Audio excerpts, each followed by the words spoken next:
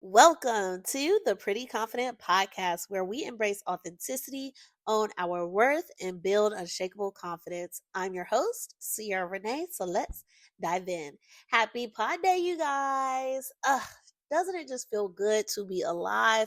How do you feel? How are you physically, mentally, emotionally?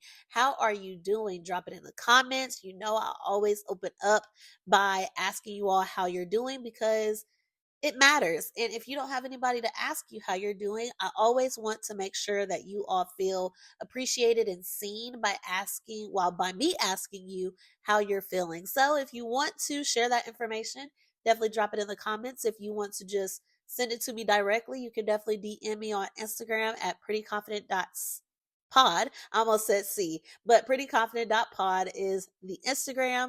But how are y'all doing? Nah, for real.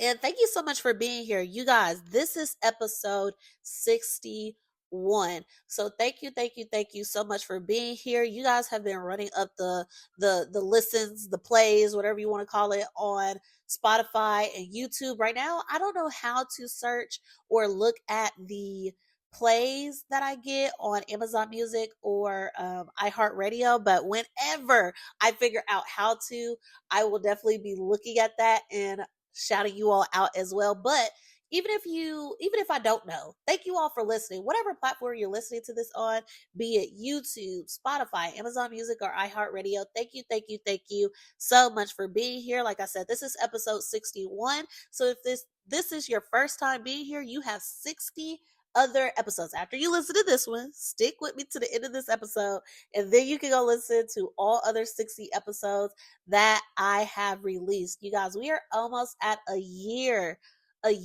of potting. So thank you most definitely to my OGs that have been here since episode 1, which was about this podcast. Y'all, the journey I have been on with this podcast, if you know, you know, I started out with an alias because I was not confident in potting with my real name out there. But I have gained that confidence. I know whatever I say is truly how I feel. And I'm not going to put myself in a position that jeopardizes my work, my life, et cetera, right? So there is a way to keep it real without going over the edge and trying to, playing in the field of being let go from your job. Now, I remember very much so, like when I was younger, my parents used to always say, be careful about what you put out there on the internet or on whatever, social media platforms because it can get you fired from your job, yada, yada, yada. I was like, y'all are lying. But as we can see, when the Trump attempt assassination happened, so many people had a lot of different, conflicting views, and people were getting fired for what they were putting on social media. So, like I said, you can keep it real without playing in that danger zone. So, if you don't have anything good to say, half the time you just need to keep it inside and not say it at all, or say it to, somebody that you're really cool with that, isn't really on that type of timing. So yeah, but I was not confident in, being out there with my real name on the platform, but I gained that confidence, and here I am now, several episodes later, still using my government name and my God-given name. So yeah. So like I said, if you're an OG, if this is your first time listening, if you've been here for, skipping episode to episode, thank you so much for being here. I love the fact that you are here. I love the fact that you're on this journey with me, whether you are looking for confidence in certain areas, whether you are trying to build your confidence from the ground up, whatever you need, I am here. So, with that being said, definitely utilize my Instagram and my YouTube and Spotify. Like I said, I still don't know if Amazon Music and iHeartRadio has a comment section. It didn't look like it did when I was on there, setting up my account and everything for the podcast. But if it does, drop anywhere on any of the chats how you all are doing and what you want to hear on the podcast. Like I've said before, I am going to give you topics that I think everybody wants to hear about based on my own, experience, because that's typically what I always talk to, is my own experience and just sharing that with you all. But if there's something else that you all want to hear about, definitely let me know and I will work that into an episode. There has not been an episode requested where I just didn't do the requested episode. I fit it into my schedule. That way, it gets out there to my listeners, because why would I be on here asking y'all for y'all opinion, or your ideas on what you need to hear, what you want to hear, and then not pull through with them, right? So yeah, but let's go ahead and get to, life events for me, because y'all know I always, open up with a little bit of something, something that's going on in my life before we get into the nitty gritty. And then, of course, next week, which will be the last Monday of March, we always do what we accomplished in 2025 for that month, and then what we want to accomplish in the next month. So that will definitely be a whole other episode of what I've accomplished this month, y'all. But I have started going back to the gym. Do you know something? When I went back to the gym this past weekend, y'all, I felt so good. And I know I don't have a motivation problem, because whenever I tell myself I'm going to do something, I do it. And I feel like once you realize, like I've said before in previous episodes, you know every lie that you've told yourself. If you told yourself, oh, okay, I'm going to start this diet on Monday. That Monday rolled around and you never started it. Okay, I'm going to start saving money and I want to get to this number. Okay, but you never started saving money, right? So you know every lie that you told yourself. So I feel like if you are somebody that doesn't like, to be considered a liar, or you have a problem, like you have trust issues, this is where it is starting. You don't like liars, but you are yet telling yourself all these things that you are going to do, but you never do them. You don't like, you have trust issues, but your trust issues start with yourself. You don't trust yourself to do things when you tell yourself you're going to do it. So, how would you trust somebody else that says that they're going to do something for you or with you, or, whatever, if you aren't able to keep your promises to yourself, right? So, most of the time, it always start at home. So, I feel like when you start to realize, okay, if I tell myself something, I have to keep my word to myself, so I'm going to do it. And I told myself I want to get in better shape. There have been a couple other episodes in the past that I talked about, my body image and how I look, and how I want to get back to where I was, and yada yada yada. But you can keep telling yourself this, but are you doing anything to change your circumstance? Are you doing anything to change your situation? If not, you are in turn still lying to yourself, and you are going to continue to have trust issues, because it starts with yourself. It starts with yourself. You cannot trust other people if you cannot even trust yourself. You are with yourself 24/7 every day of the week for the rest of your life. So if you continue to lie to yourself, you are going to continue to be let down, and in turn be let down by other people, because you don't put your you don't find trustworthy people, because you yourself are not trustworthy. So that's what I definitely want to say. I have been getting back into the gym. I have been telling myself I want to get in the gym, I want to get right, yada yada yada. But guess what? Was I doing anything? Yes, for a little bit, and then I would stop. And then yes, for a little bit, and then I would stop. But I heard this one thing: anytime you start over, you are not starting from where you ended. You are starting completely over. And what that means is I was going to the gym early 2024, 2023, end of 2023, 2024, from December to like May. I was going to the gym faithfully 3 to 4 to 5 times a week. And then I stopped. So that means when I pick it back up, I'm not starting from where I stopped in May of 2024. I'm starting from ground zero, because I have to build my stamina back up. I have to build my endurance back up. I have to build my strength back up. There, I was squatting, I want to say 100 pounds. I probably will hurt myself if I go in the gym right now and squat 100 pounds, because I had to build up to that amount. So, like I said, you are not starting from where you ended, you are starting from level zero. So, instead of having to keep on restarting, just start and continue to do what you told yourself you're going to do. All right. So, that is something that I am going to be hell bent on this year, because I told myself when I get off of birth control, I'm going to get right because the birth control is stunting my weight loss. What did I do? I got off birth control. How long did it take me to get in the gym? Maybe a month. Almost a month. Yeah, literally almost a freaking month. So it's okay. The birth control symptoms stay in my system for a week. But after that week, did I really have an excuse not to get back in the gym? No. But I want to look good this year. I have some very exciting things coming up, very exciting plans coming up, and I want to look good for them. So you are your biggest motivator, you are your biggest critic. Whatever you tell yourself is what's going to happen. If you tell yourself negative things are going to happen, right? So I've gotten back in the gym. I feel good. And the one thing I noticed day one when I started working back out is I missed the gym, y'all. Like, I love going to the gym and putting all my effort into it. And so, one thing, I only focus on 3 areas. And I told myself, I'm going to work out 3 times a week. If I do more, great. If I do less, how can I get back to 3? Right. And so, day one, I do back. Day two, I do lower body. Day three, I do upper body. And after each one of those workouts, I do cardio. So one thing that I told myself that I definitely want to get the hang of is cycling.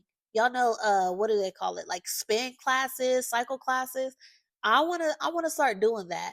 And so my gym has, 3 little cycling bikes, and then it has a TV where you can find a class on there and put on an instructor, and then they'll instruct you through the workout. And so they have that for the cycling, and I do those, y'all. And I am just so proud of myself after each time I get on and every single time I get off, because it is so much easier to stay at home and do nothing. It is so much easier to lay on the couch and eat potato chips. It is so much easier to be in the bed sleeping at the time that I work out. It is so much easier to be sitting on the couch watching TV. It is so much easier to be out doing a million things that I could be doing other than working out. But I chose to have discipline and go to the gym.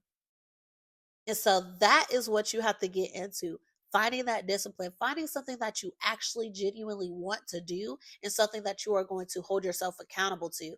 And like I said, I don't have a motivation issue. So if you have a motivation issue, you need to look at what you're doing and say, okay, why am I doing this in the first place? What is this going to help? So, what I would say to myself if I had a motivation issue about going to the gym, okay, why are you starting? Remember, why did you start what you are doing right now? Did you start to lose weight? Did you start to build stamina? Did you start so that you can start playing with your kids when summer comes? Did you start so that you can be able to run instead of always getting tired and walking instead? Did you start, like, why did you start? Did you start to be better in your health aspect of life? Did you start to lower your risk of high blood pressure or whatever the case may be? Why did you start? And let that be your motivation. Okay. I know a lot of people may get in their slumps and say, oh, I don't see anything. Okay. If you would have kept going for the next week or two, maybe that change was then. Maybe that change was going to be that next week or two that you put into the gym. But because you lost your motivation and you stopped going, now you're starting from zero once again. It is going to take you longer to see the results that you are wanting to see. So I started going to the gym. I realized I missed it. And I cannot wait to get back into the gym because y'all, it's something, I don't know, once you correlate doing something good for yourself is you putting yourself first, and it also being considered as self-care. You're going to want to keep doing it instead of making it a chore, something that you don't want to do but you have to. Making it a positive experience is going to change your outlook on whatever circumstance or situation that you put yourself in. And I don't want to sell y'all short on some other life aspects that I have, but I'm going to save it for next week because there are a lot of things that I'm super stoked about that happen in March. And I definitely want to leave you all some context in the next episode. But y'all, what I can tell y'all is I am going on not one, but 2 cruises this year. So I don't know if I told y'all or not, but I booked my boyfriend and I a cruise in October, like the beginning, yeah, beginning of October. And I told him, you know what? Don't worry about anything, babe. I'm gonna pay for it and we're gonna be good. You don't have to spend a dime unless there's stuff that you want to do when we go on the boat, because he paid for his last cruise and everything that we did in Jamaica and Mexico, everything. So I was like, you know what? I got this cruise for him. He don't have to worry about a thing. And the only thing he has to worry about is when we get on the boat, what the heck he's going to bring for payment. But we are now going to three different places in May. We are going to Aruba, Bonaire, and Curacao, I think is how you pronounce it. So it's going to be an 8-day cruise in May. And originally, I told myself that I wasn't going to go. I told everybody that we weren't going, but I feel like some, I told you this before in another episode, some situations that we put ourselves in are not is not necessary. And so most of the time we dig ourselves a deeper hole when we do things that we're not ready for, whether that's mentally, physically, emotionally, financially. And if we are not taking into account how much deeper this is going to put us in the hole, we are forever going to be digging down instead of trying to fill the hole to bring us up and out of the ground. So, what I mean by that is before my boyfriend and I were not in the best financial um, place. And there was credit card debt that I wanted to pay off. Like you all know, I say that in almost every episode. There was credit card debt that I wanted to pay off. And there was a lot of other stuff that we had going on. And I was just like, I don't think we could afford going on an 8-day cruise, because then we have to board the dogs. And the last time we went on a 7-day cruise, we had to board them for 8 days because we went down there the day before the cruise. So we had to drop them off a day before because we left early in the morning. And so that was over $1,000 for 8 days for two. Um, Combined, not each, combined. So I was just like, now this being an 8-day cruise, that would mean they need to be boarded for 9 days because we got to still drop them off a day early. That's over $1,000. And then bills when we get back. Like, I don't, that was just a stress for me, a very big stress. And so I typically just say, F it, let stuff fly, and then we book and we go. But I was like, no, in order to be responsible, you have to make sacrifices. And that was one of the sacrifices, not being able to go to places that I've never been before because of my financial stability or instability at that. So my mom, my uncle, my grandmother, they were all trying to get us to go. And I was like, no, I just can't. Like, yes, my parents are willing to help, but that's not their responsibility. And I feel like this is definitely going to be a different episode, but I feel like when you keep putting your hand out to people, not saying that I've ever done this, but if this is you and it sounds like you, then stop. But if you keep putting your hand out to people and they keep taking it, they are going to rely on you to pick them up when they get in certain situations. When people start to rely on you for their misguided choices, then guess what? They are never going to learn how to stop making those choices. I just have the I have a deep sense of pride, and that is just something that I'm not willing to take from my parents now that I've created my own life where I have dogs that I'm responsible for. I have other responsibilities that I am responsible for. And so it is up to me to make sure that those responsibilities are met without disruption, right? Or without somebody else having to step in because I couldn't do it. When in turn I could have just not taken the opportunity or not taken, um the chance to go do something that would have put me in deeper debt, rather than just saying, no, let me chill out right now. I'll get myself together and then I'll go in the future. Right. I feel like a lot of times we get in this headspace of where if I can't go now, I'll never be able to go. No. And I feel like that is very detrimental, especially when it comes to like finances. And I can say that was definitely me. When I was like out shopping or doing stuff and I didn't have the money to do it, I'm like, "Ugh, well, if I don't get it now, I'll never get it, later." No. If you don't get it now, that just means work to earn it later. So That's my biggest thing. And so I just say, no, I can't do it. Financially, it's not smart for me right now. And it took a lot out of me to say that, because as prideful as I am, I never want to admit when I'm not in a place of doing good, to be able to enjoy life with the rest of my family, right? And so I definitely said no to that cruise. I said no to the whole entire experience. And it hurt to say no, but it's like, this is the reality that you put yourself in. You can't be captain, somebody come save me. You have to be able to make a way for yourself. Now, I'm not saying if you need help, never ask. I am not saying that.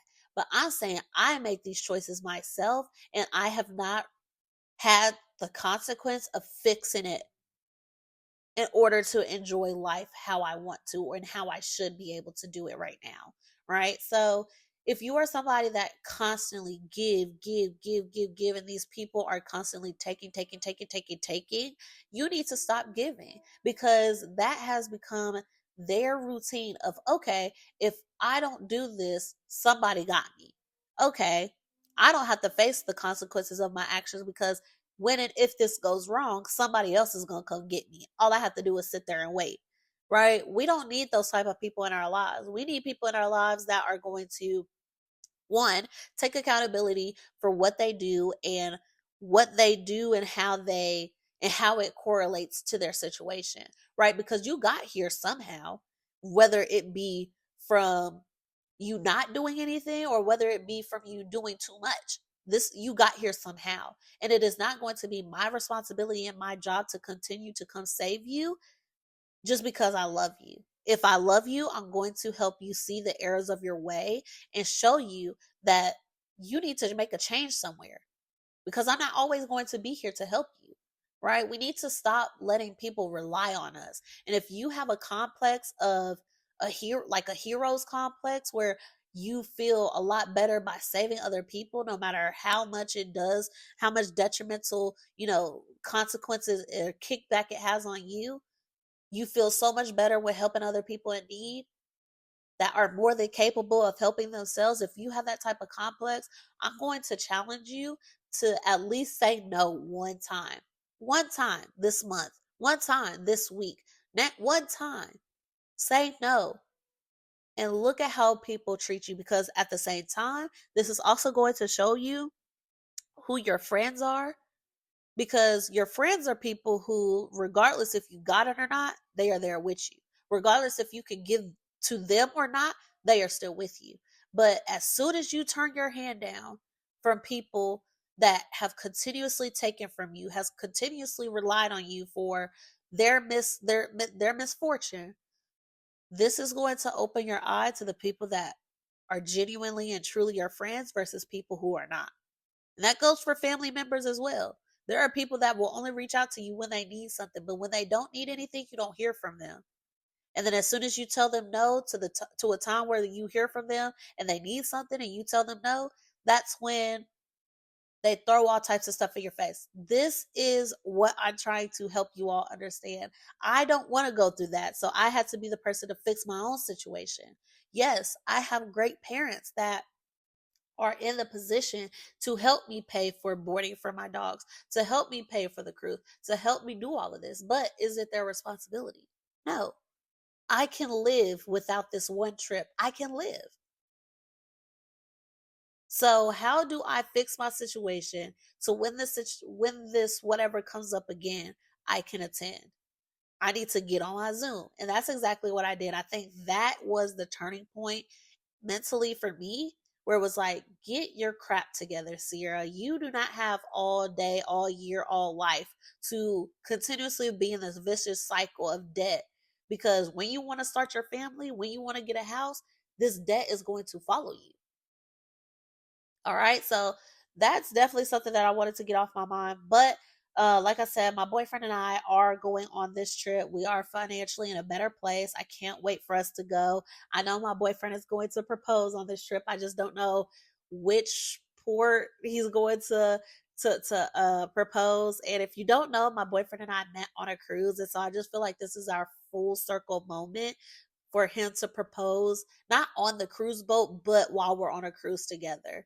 So I just love it. I love him, his goofy tail self. And yeah, let's go ahead and get into this episode. I'm sorry, y'all. So if you can't tell by the title already, we will be discussing today how to make friends in our 20s. So, y'all, if you are, I want to say like 22 and up, you are out of college, you are getting to the bag, you are trying to figure out how to get to the bag while also navigating your life, which is no longer college, no longer school in general. And you are trying to figure out, okay, what is my next step? And if I don't have any friends, this is even harder because how do I get out and have fun? So I will definitely say I lost all of my childhood friends or school friends by the age of, I want to say, yeah, probably 2022, 2023. I probably lost all my friends from school by the age of 24. All of them were gone. And so it comes to a point where you're in this life, you're no longer in school, and it's just like, okay, do I have fun? Do I start my career? How can I start my career and have fun? Like, how does all of this work? But you start to realize, one, you don't go anywhere where you can meet friends, where you can make friends. And so it can be really hard, especially nowadays. Like I hear more and more females, not so much men, and I'll tell you why in a second, but I hear more and more females, say that it's difficult making friends. It's difficult making friends when you're in your 20s if you don't have any friends from, your adolescent days. Like it's really hard. And so I feel like the reason men don't have this same issue is because women, we are a little bit more sensitive. And so what that means is if you disrespect us in any way and we give you, another chance after another chance after another chance, and you continue to disrespect us, we will cut you off and we will be done. Sometimes for some people it takes one chance and then you're out of there. You're out of there. But I feel like for men are more aggressive speakers to each other in general. And so I feel like a lot of men build an unbreakable bond because most of the time they know whenever they're telling each other something is from a place of friendship and love and brotherhood. But I feel like for females, sometimes we don't completely see what the other person is saying. Maybe because we may think they're jealous of us, or we think they want what we have, or we just don't think like they do. And so I feel like most of the time, a lot of female friendships may end because of miscommunication or misinterpretation, like the last episode that I had. It doesn't have to be just romantic relationships. Misinterpretation and miscommunication could also be had in friendships and platonic friendships and family relationships. And so I feel like where females may not bring it up right then and there, we more so hold on and notate when somebody was acting weird towards us. And so then we go into every other situation with hindsight of, okay, let me pick out if you're acting the same type of way when we're in a different situation or we're in a different crowd, or somebody else says the same exact thing that I said to you, but you respond to them differently, right? So we look at the full scope, or we try to look at the full scope through our own eyes. And then if we feel like anything's weird or off, we make note of it and then we move differently. And so then in turn, if we don't bring it up, that causes resentment. We hold on to resentment because we're holding on to things that we never truly solved with the person that we had, an outs with or a disagreement with.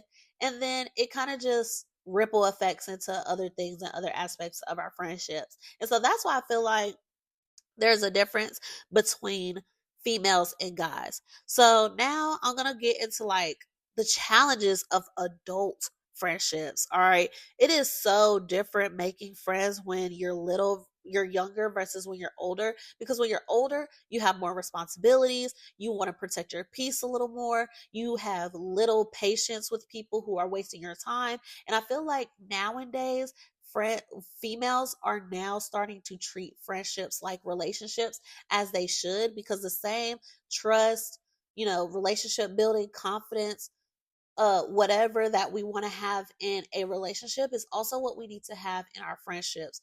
How are you saying you want to be in a relationship with a guy that's trustworthy, but you hang out with females that aren't trustworthy? You don't know if they're telling the truth or if they're telling a lie because you haven't dug deep into it, or you saw the red flags and you decided to ignore it.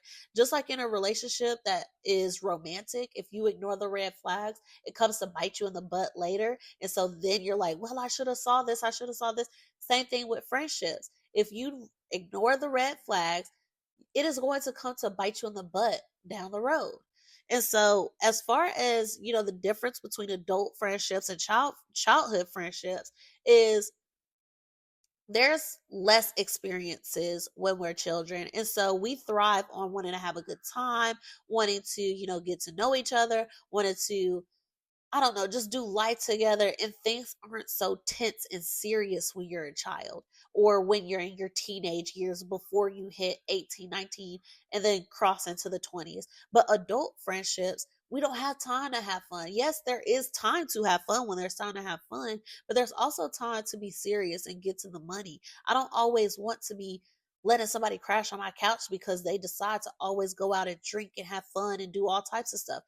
At a point, that's not called having fun. That's being called irresponsible. And so, are we able to have responsibilities between us that you know how to handle your business? I'm going to handle my business. Okay. And then, with both of us handling our business, we can go and have fun because neither one of us is relying on the other person to do for us what we can't do for ourselves. Doesn't that sound familiar? Sounds like a romantic relationship. That is also what I want in platonic relationships. And most of the time, females aren't even discussing what they want or being the type of friend that they want in these friendships. Whereas we're putting more emphasis on being who we want ourselves to be or being who we want to attract in romantic relationships. Have that same energy. All right. And so at the same time, I feel like I said, we don't have time. We don't have time to be on no BS when we're in our adulthood. So that's why it's more challenging to make friends in our 20s because we have busy schedules. Some people move to new cities. This one girl I went to high school with, she was giving away a coffee maker. And I was like, oh, okay, I'll just come and pick it up from you. She was like, oh, I don't live in Tennessee anymore. People move cities. And then on top of that, priorities change. Before, you may have your priorities may have been, go out, have fun every weekend, you know work two, three jobs or one job at a time while also having fun in life, traveling, whatever. But when you get older, your priorities may change. It may be, okay, I want to settle down. I want to find a boyfriend. When I find a boyfriend, okay, I want to cultivate that relationship. I want to have as much fun and get to know this person as much as I can to see if this is my person. I'm dating to marry. I'm not dating to have, fun and continue to just kick it. I'm dating with intention. And so now my priority is having kids, getting a house, fixing my credit, right? Priorities change. And so before I get into the rest of this, I want you to understand the importance of friendship.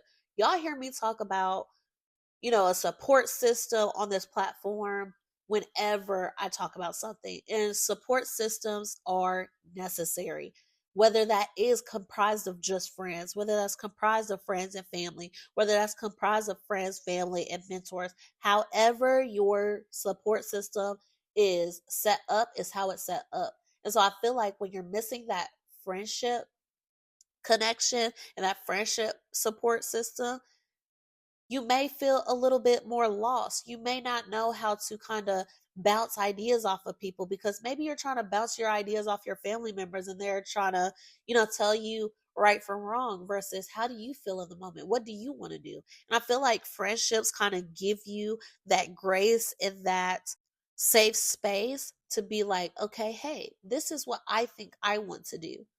What do you think? And instead of friendships limiting, well, let me be clear. You do have to pick the right type of people. When you start to notice that people are being weird, okay, it's time to move on. But if you are genuinely in a great friendship where your friends are not trying to one up you with every success story or trying to dim your light when you do feel successful, because I feel like One intuition thing that you can kind of pay attention to is if something good happens to you, do you want to tell your group of friends? If the answer is no, or yes and no, because I want to tell this portion of my friendship group, but not this portion, you know who is and who isn't your friend based on who will be excited for you versus who will downplay what success you had and try to change the subject or try to one up you. Oh, you got a raise? Okay, well, I got a new job that's paying me. Why is that a discussion right now? Why? No, we should be celebrating my achievement. I'm not telling you that you can't bring up your achievement. I'm just saying, why did that have to be something that was brought up right now when I was bringing up my situation, right? When I was bringing up my success that I wanted to share. Let's not disregard each other's success story. So, like I said, having friends in your 20s, regardless of who they are, based on how long you've known them or sense of loyalty, it is important during especially this stage of our life, because this is the most confusing stage of our life where okay, we're not young enough to keep on BSing around, and we're not old enough to know exactly where and how to get to these places that we want to be, right? And so that emotional support, that personal growth, and that networking with your people and who they know is going to be very beneficial to you when and if the time comes. All right. But also, like I said, it definitely differs from your high school and college relationships with your friends, because some people that you knew in high school, some people that you knew in college, you could be on a different wavelength and now y'all don't mesh together anymore. And so it's not so much as, oh, you've changed, you think you're all that. No, we just parted ways. Remember when I told y'all people grow apart? That's not only in romantic relationships, that's in friendships as well. I have grown apart from people that I've used to be friends with. And when I see them now, I'm just like, yeah, no wonder. And so we don't need to force it. We don't need to base stuff off popularity or oh, we have to be this because of how long we know. No, it's based on who we've known to be loyal to us and who we've known to be there in our corner without judgment when we don't need it. Okay? And so I feel like a lot of high school friendships, that's the that's where you're going to make all your so-called friends. As you grow older, there are going to be people that fall off that wagon, and it will be for different reasons. So I'll just let that be for the people that's, 17, 16, 19, 18, whatever age you are, your teens, you are going to realize that not everybody is your friend as you get older. Or you may just realize, okay, I'm starting to change. My priorities are changing. Remember what I just said. My priorities are changing. And because our priorities no longer align, I'm not saying that you can't be friends if your priorities don't align, but if your morals and sometimes your goals don't align, that could change the friendship dynamic as well.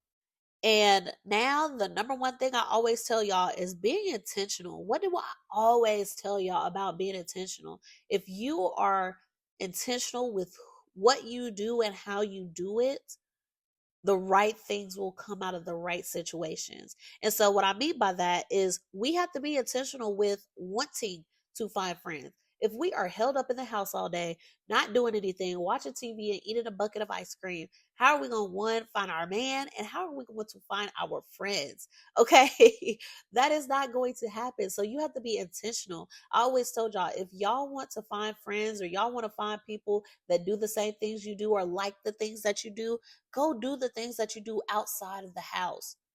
And you are going to find somebody that likes to do the same thing.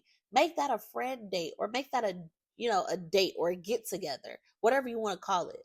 And when you do that, one, you've already found something that you two like, right? So now it's just expanding off of that. So now that you were intentional with wanting to make connections, wanting to make friends, that means once you found something or, joined a club or did something or joined a class that you like doing, that means you have created the opportunity to cultivate now that friendship.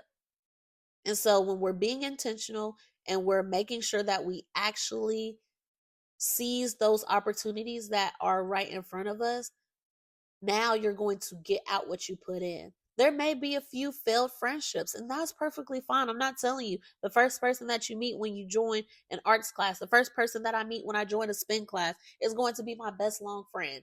That is not what I'm saying. But just like dating, you have to get out there to figure out what is and isn't for you.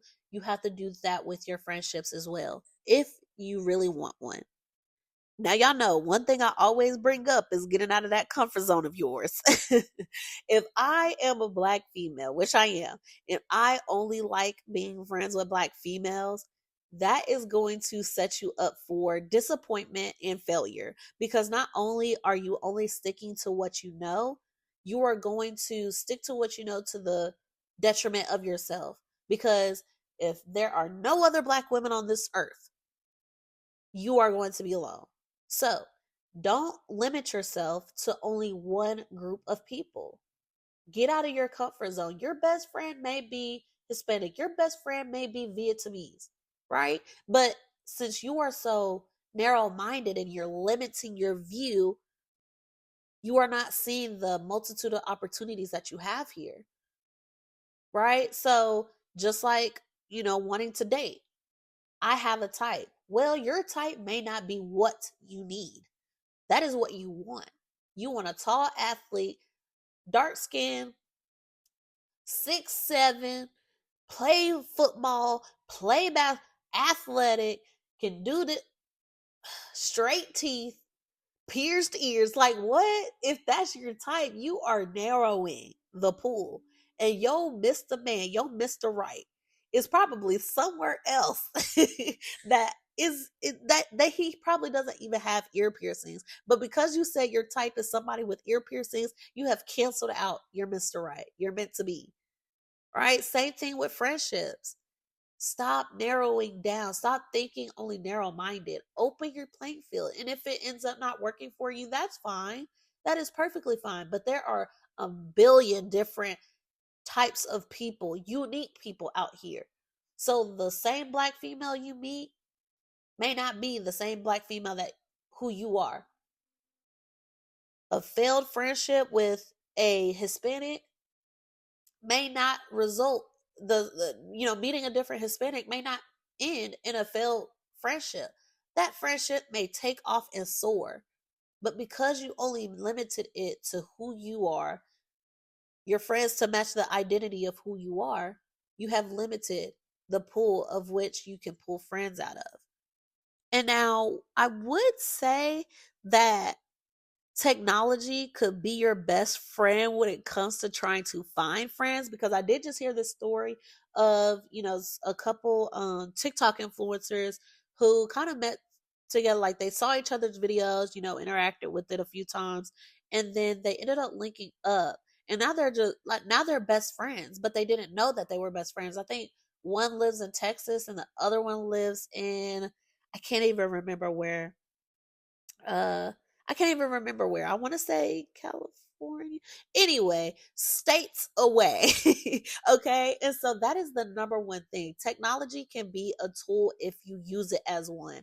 I told you that before. So if you have technology and you are utilizing it for the greater good, whatever, as a tool, you could find your friend states away.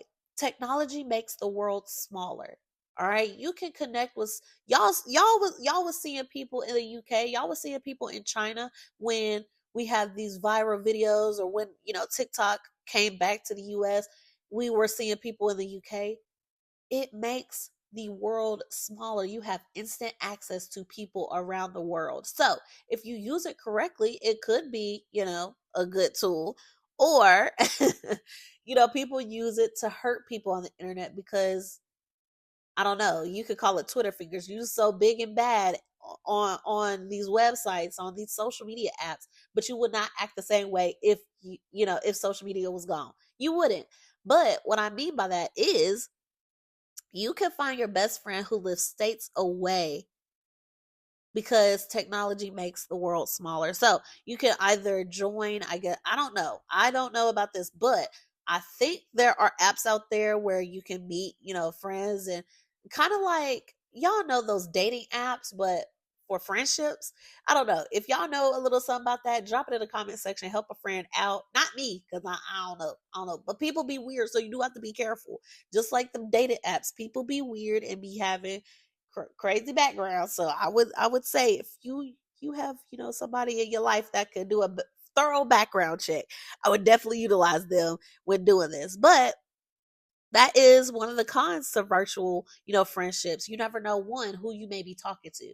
Okay. But the pros could be, you can find a forever friend that heals something in you that you didn't know that you needed healed.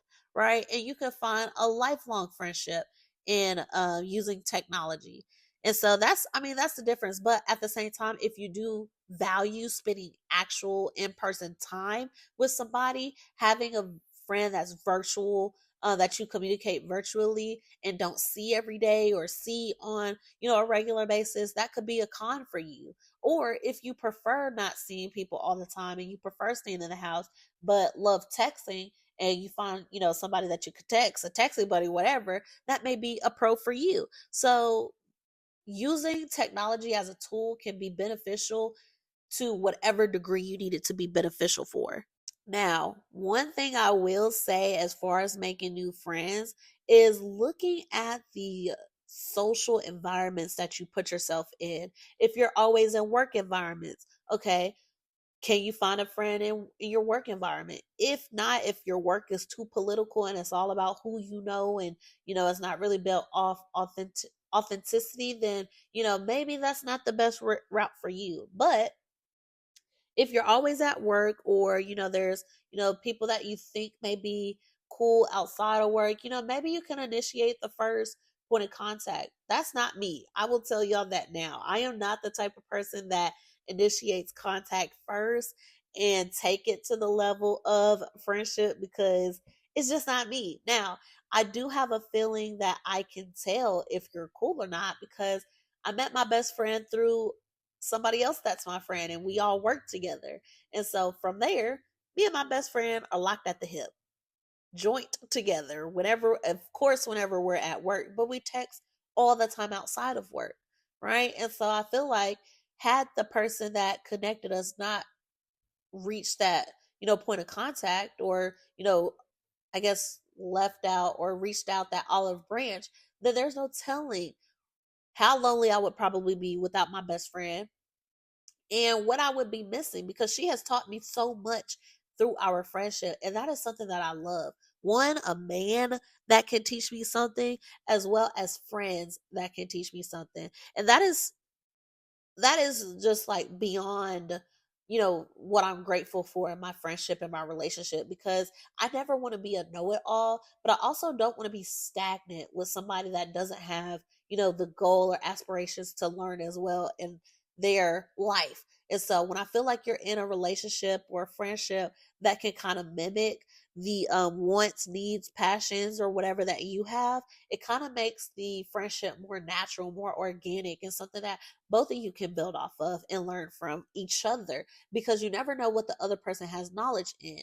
And so not only are you learning about the person, but you are learning the knowledge that they have. And you may never know something that they know about that you know nothing about, or have even heard, seen, or touched could probably interest you and throw you into a career path that you may have never known you wanted to go in. So you never know what friendships can mean to you or to somebody else, because you can also offer that type of exclusivity to certain things that that other people may not know. So when I say making the first move or initiating the contact, like I said, that's not me. But I feel like if you honestly want that to happen, or you honestly want a genuine friendship to happen, you may have to be the one to come out of, your shell and open up a little more. Just ask the person about who they are, or share a little bit about yourself, to kind of open that bridge or open that door for them to then open up about themselves. Right? You have to overcome the fear of initiating contact, especially with somebody new.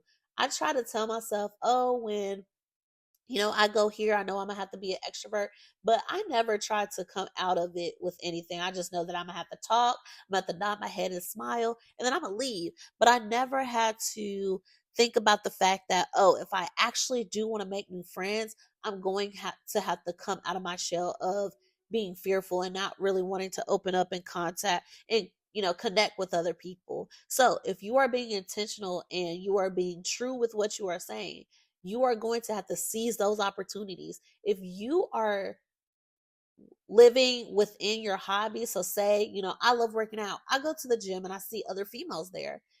And they, probably say something to me or say that they like my outfit or they like my hair or something. And I just say, oh, thank you. You just missed an opportunity to try to potentially connect with other people. And you never know what type of road that probably would have led down had you been more open, had you, responded with a compliment for them, whatever, or even open up about where you got the stuff.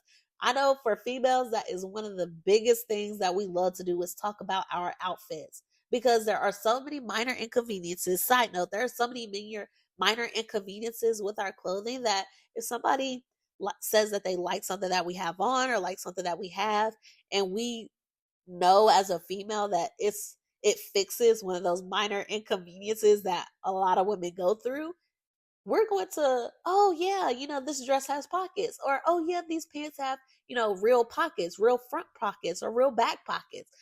Guys, if you're listening to this and you're like, y'all don't have real front pockets, no, we don't. And it'd be a mild, highly inconvenience for females. Shoot, I used to love just popping my lip gloss in my front pants, but getting older, I realized, okay, a lot of females' pants don't have real pockets, which I guess that means that the men always needs to pay for things because the females are meant to not carry anything. I'm just kidding. Maybe I am, maybe I'm not. Hold on. Sorry. Okay, there was some noise being made outside my apartment, so of course the dogs got a little flustered because they were over here asleep. But yes, sometimes you just have to, make an effort to communicate back, especially when other females are extending that olive branch or other men are extending that olive branch. Just communicate back, and you never know where that may lead. Okay. Because I feel like a lot of us females, because I know I do it, I may get like overwhelmed with somebody saying something to me out the blue, or I may feel like, oh my goodness, don't make it awkward, don't make it awkward. And so that may, prevent me from going further in a conversation or being able to answer a question at all. And so then I overthink it after the situation already passes. And it's just like, oh, dang, I should have said this or I should have did that. And so what I will encourage you to do is probably going back to that person that said something to you when they caught you off guard and just sparking up a conversation. I know I did that the other day. I was leaving Sephora and this lady stopped me and she was like, hey, do you live in Murfreesboro? And I was like, yeah. And she was like, do you know where to get a good fish sandwich? And because it caught me so off guard, my mind went blank and I was like, oh my goodness, oh my goodness, oh my goodness. I'm overthinking it. I'm making it awkward. And I just told her, I don't know. And so when I got to the car, as soon as that interaction ended, I was walking to the car and I was like, a good fish sandwich, a good fish sandwich, a good fish sandwich. And one immediately came to me. So as I was pulling out, I was like, you know what? Let me park and let me go in here and let me tell this lady I know something. So as soon as I did, I let her know and she was like so grateful. And now I'm not overthinking it. Now, granted, she was a little older, so nothing came out of it, but that overthinking aspect, just be willing to stop what you're doing, go back to extend that olive branch or answer the question or, ask a question back in order to, probably build what could be the best relationship or friendship of your life. Now, let me tell y'all about one of the biggest things that is different in adulthood that is different from, childhood or teenage or high school, whatever, friendships is the quantity of friendships versus the quality of friendships. Y'all, this is a big one right here. And I feel like if you are in your 20s, But when we're in school, we have so many friends. We have the opportunity to talk to so many people. But do we know if every single one of those people, females or males, Do we know if they're genuine? Do we know if they're trustworthy?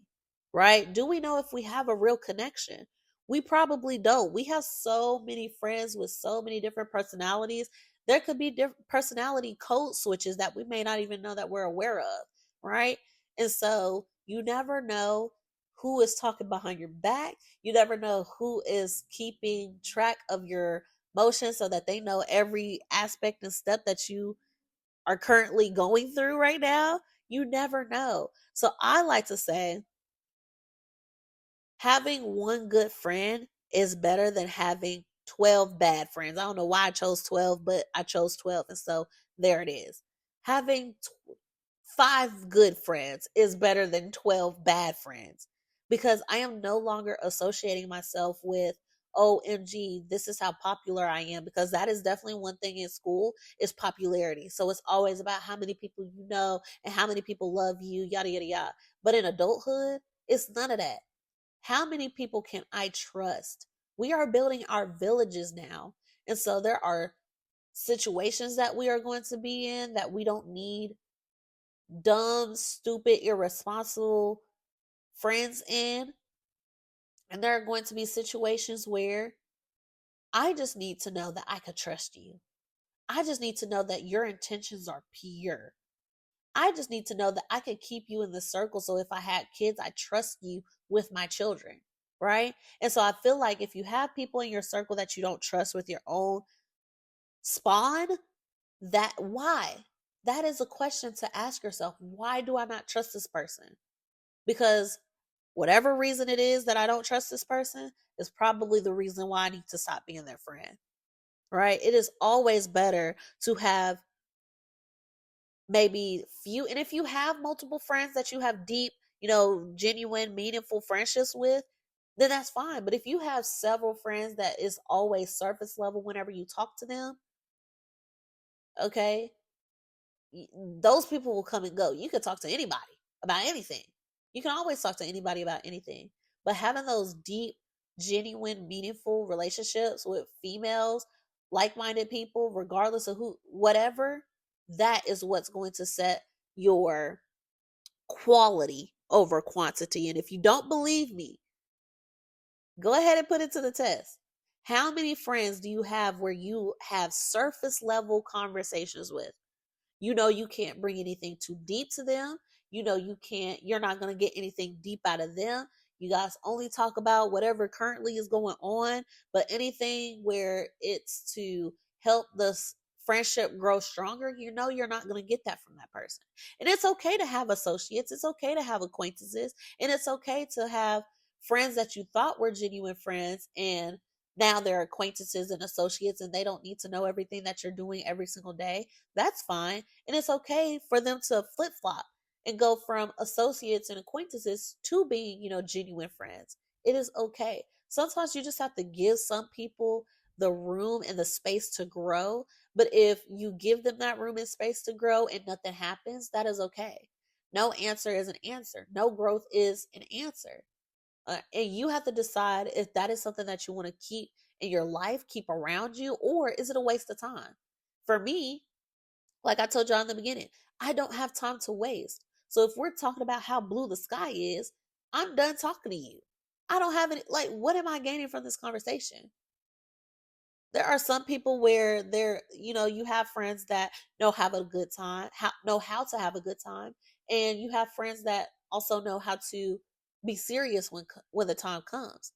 I like those people because yes, we can kiki and kaka, but when the work needs to be done, when I have priorities that need to be done and business to handle, I know I'm gonna take care of my business, and I know you're gonna take care of yours.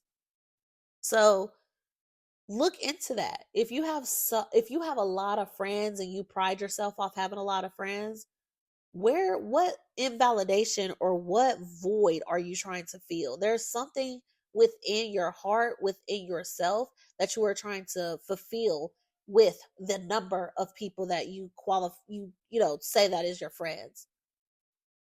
So, just like there's rejections in our jobs, there are also going to be rejections in our friendship. I've told y'all before how I lost, my best friend of I don't even know how many years. And so that was something that I had to deal with. I had to handle that rejection, gracefully, because not only did it result in a non-lasting friendship, but I had to realize that our lifestyles were rejecting each other. She was going a different way and I was going in another. Like I said, people grow apart. And so I feel like a lot of times when females grow apart, sometimes, females may think, oh, well, she was acting weird. She was acting funny anyway, yada, yada, yada, yada, yada. That's why I'm not her friend. We need to learn how to not take that so personal. Just like we did growing, that person did growing themselves. And I feel like we need to stop feeling like we're obligated to this person for the rest of our lives, when we have to realize lives change, situations change. Most of the time, we didn't have a lot of things to worry about in high school. So in the real life, when things started getting hard, life experiences changed who that person is. And vice versa, life experiences changed who you are as a person as well. And so that in turn changed you all's friendships. It's not to say anybody was acting funny, it's just to say that people outgrow people, or people's lives take a turn in a different direction away from each other. And I'm not saying that road will never intersect or never come side by side with each other. I'm never saying that. But we need to stop taking it so personal when life experiences changes who we are as people and who, our friends were as people as well. Because that is the game of life. We're going to go through different things, and in turn, it's going to shape us into the people that we are. We are not meant to stay exactly who we are for the rest of our life as soon as we get out of high school. Not the case. We didn't have as much responsibilities in high school when we were teenagers as we do now. So no wonder why certain things change. And that's definitely something that just came to mind as far as my friendship that ended. And that's definitely what happened. Our lives went in separate directions. But how do we maintain the friendships that we do make, right? And how do we take the friendships that we make beyond just the friend zone? Because we have to learn when we are navigating friendships with different people of different races, ages, whatever.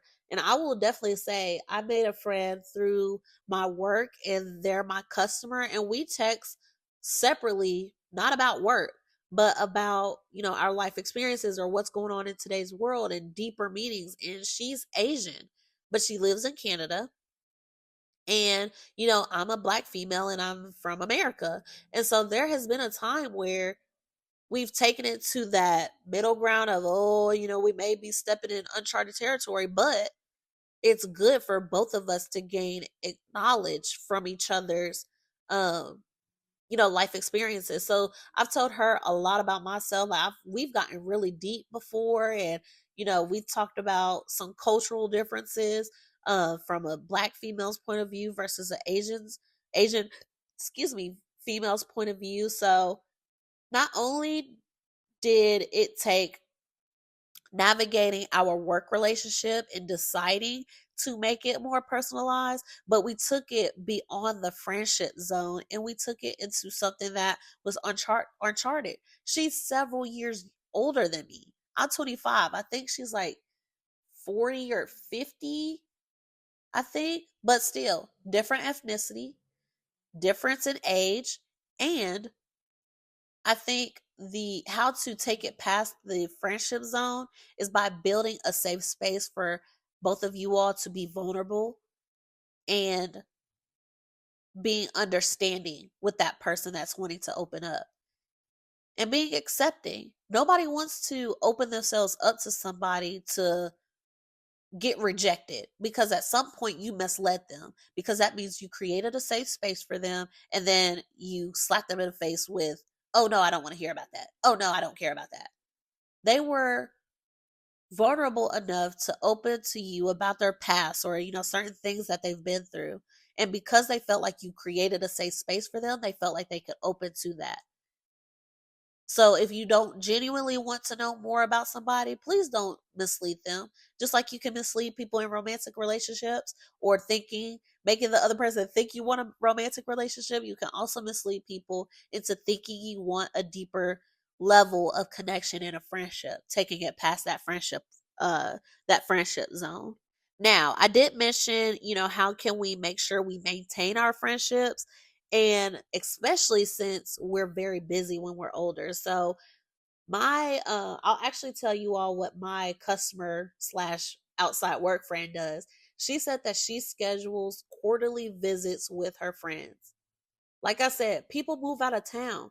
People are busy. Schedules get busy. You never know what the other person is going through. So if you have open and honest communication and you guys plan around a certain time frame and plan months out in advance, if it comes to that, that is how you maintain friendships, because not only do you care enough to meet up with me, but you care enough to try to set this up well in advance. That way it's set in stone and there's nothing last minute, because you never know what I have going on in my life. That is something that is big to me, because don't automatically think or assume I'm free this weekend because you are, right? Because I may have kids and you don't. And because you don't have kids, you don't know, you don't have, anything blocking your schedule, even when you don't want it to block your schedule. You want time for yourself, but you don't even have time for yourself because you have to do something and get your kids somewhere, right? So being courtesy of other people's time,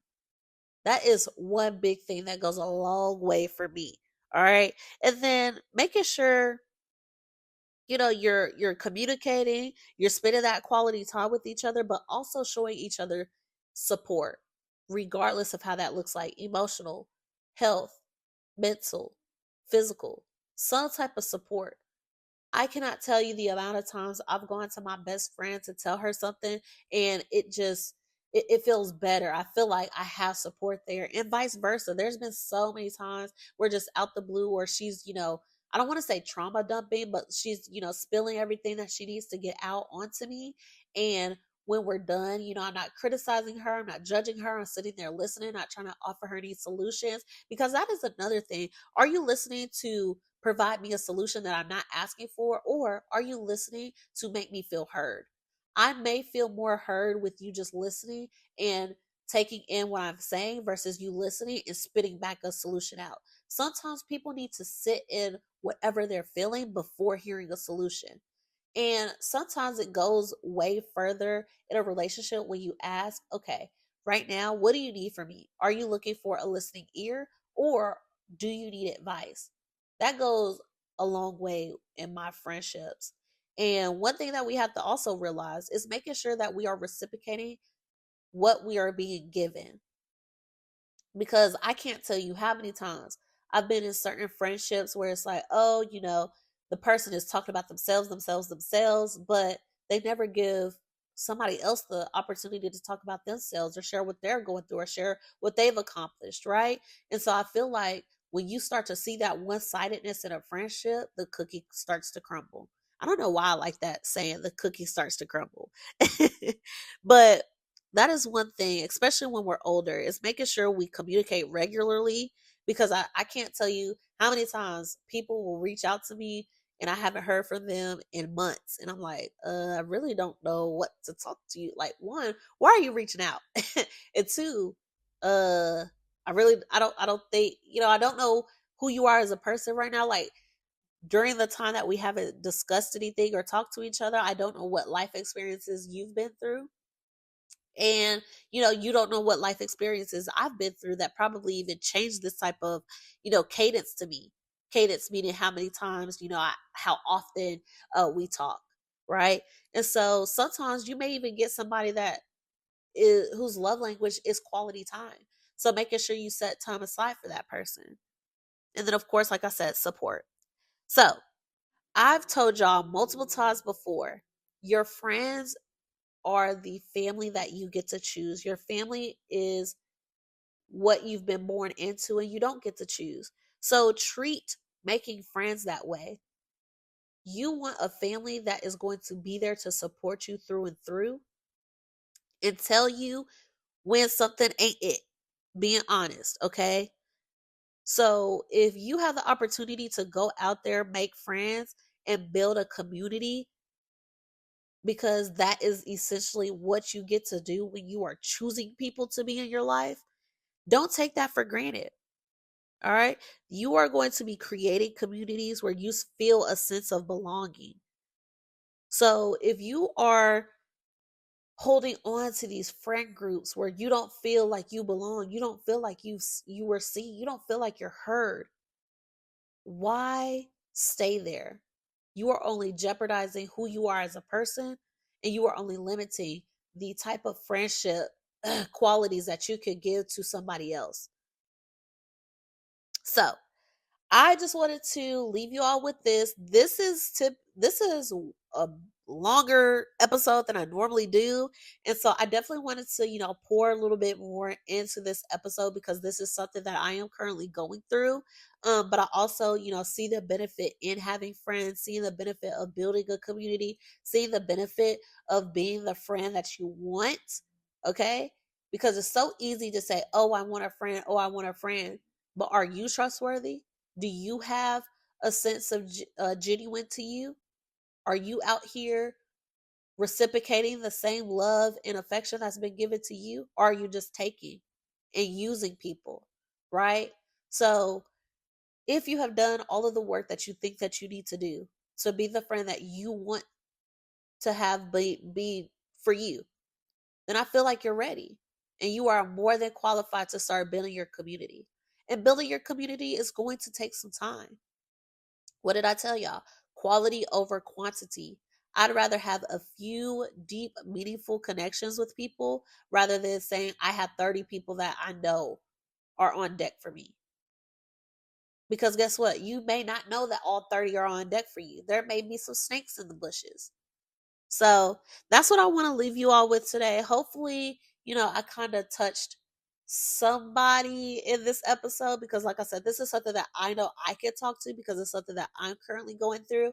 But I don't know how many people are going through it themselves. Are you in your 20s? Are you younger than 20 and find yourself in this predicament? Are you 30 plus and you are going through the same thing? How is it different when you get older, right? It may be what I'm talking about now, may be completely different when you hit your 30s, maybe completely different when you hit your 40s. I know my mom and her best friend didn't meet until uh about 40. My mom will be 42 this year, 42, 43. So I already know she didn't find her best friend that she went into business with until her late 30s, early 40s. And that is okay. All good things take time. When you rush stuff, ooh, I always tell y'all when y'all rush stuff, that means things are not meant to be. It is okay to grow apart. It is okay to find other people as you're going through life. It is okay to not know somebody so long and still consider them your best friend. It is okay to start from ground zero and not have any friends because you are so adamant and true to yourself about wanting to build a strong community. It is okay. So I want to tell you, you have the confidence within you. You just have to light the flame and get over that insecurity of feeling not good enough. Get over that fear of not wanting to reach out or come out of your comfort zone to meet new people. I want you to get out of that. Challenge yourself. If that is something that you struggle with, I want you to challenge yourself to do better. I want you to challenge yourself to change one thing. That is one thing that I want you to do. Change one thing that you can think of that will help you and put you in a different position that you are in now. All right. So thank you for tuning in to the Pretty Confident Podcast. Remember, confidence isn't about perfection, it's about embracing who you are. Until next time, stay bold, stay authentic, and stay pretty confident. Peace out.